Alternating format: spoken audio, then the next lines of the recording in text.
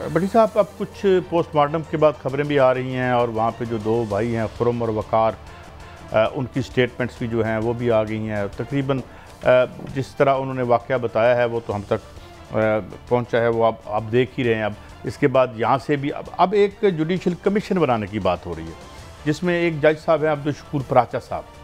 उनकी भी बड़ी दिलचस्प तारीख है, क्योंकि मैं अभी डॉन देख रहा था तो उन पर उन्होंने इस्तीफ़ा दिया था और बैक डोर जो मैंने बातें की हैं मैंने कुछ लोगों से जो कि जुडिशरी से मुंसलिक हैं, तो उन्हें कन्फ्रंट किया था जो साबिक चीफ जस्टिस थे इफ्तिखार चौधरी साहब, किसी मुबैना ट्रांजैक्शन के हवाले से जो कि लीगल ट्रांजैक्शन थी, बैंक टू बैंक या इस तरह का कुछ मामला, लेकिन उसको एक्सप्लेन करने की बजाय या उन्होंने ये कहा था, मेरी खबर के मुताबिक चीफ जस्टिस साहब ने कहा था कि आप इस मामले को क्या सुप्रीम जुडिशल काउंसिल में डिफेंड करेंगे या इस्तीफ़ा देंगे, ये बात हुई थी। तो उन्होंने इस्तीफ़ा देना मुनासिब समझा था।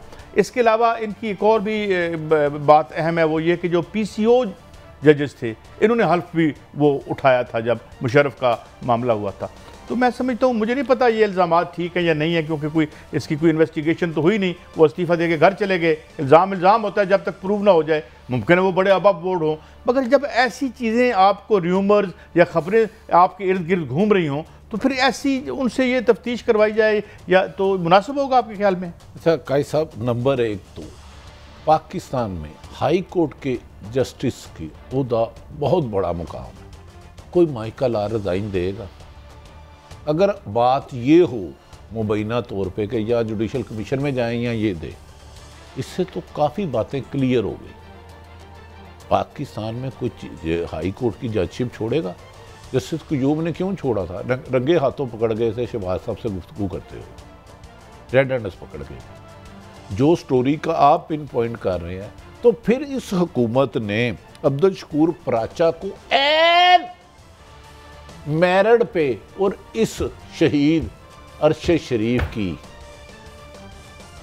इंक्वायरी को मुबैना तौर पे ख़त्म करने के लिए दूसरे इनमें मेरे बहुत ज़्यादा काबिल एहतराम अफसर, हमारे दोस्त तो नहीं होते, जो अफसर होता है यहाँ हाकम होता है वो हमारा कभी दोस्त नहीं होता। डॉक्टर उस्मान अनवर को मैं पर्सनली जानता हूँ, बहुत कॉम्पिटेंट है। लेकिन कादी में आज तक जितने भी लोगों को मरवाया गया, एक कातल की, एक मरवाने वाले की और मारने वाले की शिनाख्त नहीं हो सकी। अगर ये कमीशन, अब मुझे सुन लीजिएगा, मैं थोड़ा सा मैं इस पोस्टमार्टम को भी मैंने पढ़ लिया, वकास और उसकी सारी स्टेटमेंट पकड़ ली है, वो सारी मशकूक है। अगर इस कमीशन ने सिर्फ इसकी 12 जुलाई को जो अरशद शरीफ शहीद ने ख़त लिखा था वो देख लें, उनमें उन्होंने कुछ सहाफ़ियों का जिक्र किया था, इनको भी मारा जाएंगे, जाली पर्चे देंगे। इस्लामाबाद हाई कोर्ट में जो रिमार्क्स हुए हैं वो सब सुन लें, चीफ जस्टिस साहब को जो लिखा था, और जितने मुकदमे कराची था खैबर तक उन पर दर्ज हुए हैं वो निकाल के देख लें, ये मुकदमा किसने दर्ज करवाए, क्यों दर्ज करवाए, और अरशद शरीफ पाकिस्तान से गया क्यों, दुबई में किसने उसको मजबूर किया आपने नहीं रहना। कोई कहता है अब कीनिया नहीं था, फलां जगह जाना चाह रहा था, फलां। इसमें 95% खुद साख्ता स्टोरियाँ आ रही हैं, 95% खुद साख्ता स्टोरियाँ आ रही हैं कि सिर्फ शहीद अरशद शरीफ के कातलों को बचाया जा सके। शहीद अरशद शरीफ के कातल उस दिन पकड़े जाएंगे जिस दिन आपने शहीद अरशद शरीफ की ज़ुबानी 10 दफ़ा है, ये मेरे हर उसका वीलॉग सुन लें, उसके ट्वीट सुन लें, ट्वीट देख लें कादी साहब A to Z। उसके पाकिस्तान छोड़ने की वजह जो उसके करीबी दोस्त है उनसे पूछ लें, नहीं तो उसकी वालदा के पास घर चले जाएं। इस कमीशन को उसकी वालदा के पास तो जाने ने किसी ने नहीं रोका, उनसे पूछें आपको क्या ख्याल है। कादी साहब ये बड़ा ओपन एंड शट केस है, लेकिन इसके हकाइक बादियुल नज़र में मुझे सामने आते नज़र नहीं आते।